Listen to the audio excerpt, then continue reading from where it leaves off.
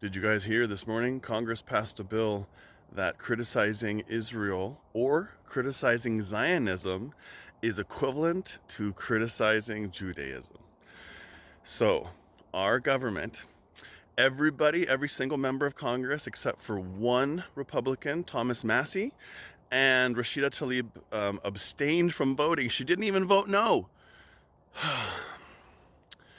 They all voted that Zionism is the same thing as Judaism. I just want to ask my Jewish friends out there, how's that make you feel? Does that make you feel seen? And this is what our government is spending its time on, is these meaningless bills to just say, we love Israel, and not doing anything for record high rates of suicide, record rates of depression, record rates of poverty and unemployment and child poverty, bridges collapsing all around us, and this is what they want to spend their time on? Fun fact time, did you know more than half the states in the US have a loyalty oath to the Israeli government, making it illegal to disparage or boycott them? Neither did I. In the US, inside of our Constitution, we have the First Amendment, which protects our freedom of speech. That allows for freedom of the press. It allows to peacefully protest. And within reason, we're able to share our feelings about our elected officials all the way up to our own president. And yet, we have laws in more than half the states in the US that make it illegal to do that about the government of Israel?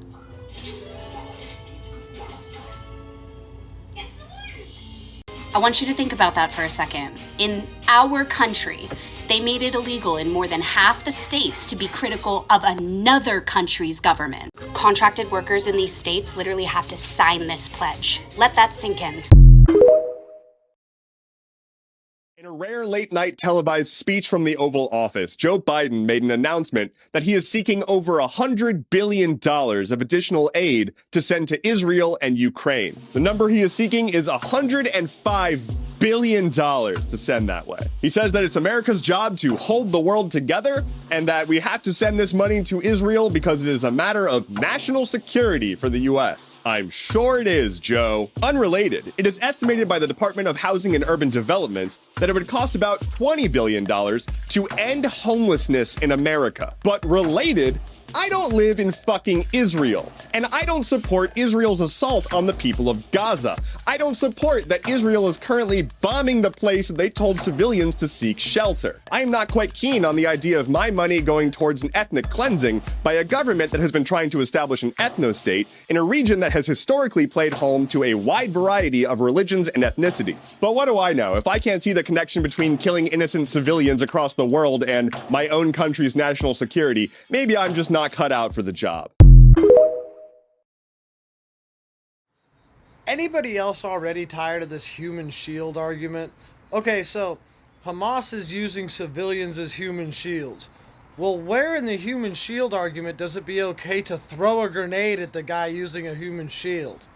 Like, think about this concept. Say there was a serial unaliver in your neighborhood who was, going around and unaliving people.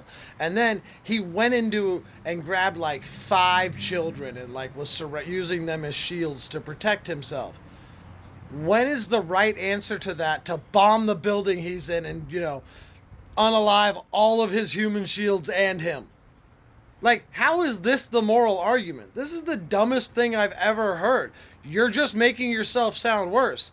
If a cop is trying to chase down a bad guy, and that bad guy picks up a little kid and uses him as a human shield, the answer isn't to shoot the bad guy through the kid. How are people accepting this as if it's a moral okay? It's fucking disgusting.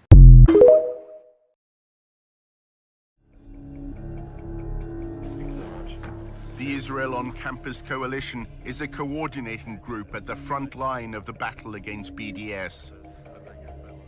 With the anti-Israel people, what's most effective, what we found, at least in the last year, is you do the opposition research, put up some anonymous website, and then put up targeted Facebook ads. Every few hours, you drip out a new piece of the opposition research. It's psychological warfare. Drives them crazy. They're picking out individuals who they think are critical of Israel, and they're smearing them. And they're telling them that what's going to happen here is if you don't cease and desist from acting like this, we in the end will do much to destroy your career. A few years later, these individuals are applying for jobs within your company. Canary Mission's promotional video threatens to pass these smears on to prospective employers. To ensure that today's radicals are not tomorrow's employees.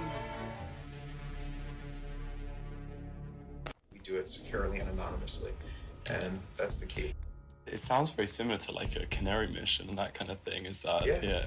Are you guys like in touch with them at all, or is there any kind of, no? No, a Canary Mission is totally anonymous. Yes. Yeah, I was it's wondering. hard to figure out who's behind it. Canary Mission is highly, highly effective to the extent that we monitor the Students for Justice in Palestine and their allies. We're doing it back. I mean, not we, but this some anonymous group. It's all the way at the back, huh? Yeah. Okay, go. But I can only see two. Two? Okay, wait, go to my account now. And then once I go to your account, and then I can see everything. But watch, once I like get out of it, Uh-huh. and then like I go back to just like regular stories, Yeah. it goes back to just two. Wow. And then I have to go to your account specifically. But I never saw these yesterday. I never saw all of these. I only saw these two. I was wondering why I wasn't getting a lot of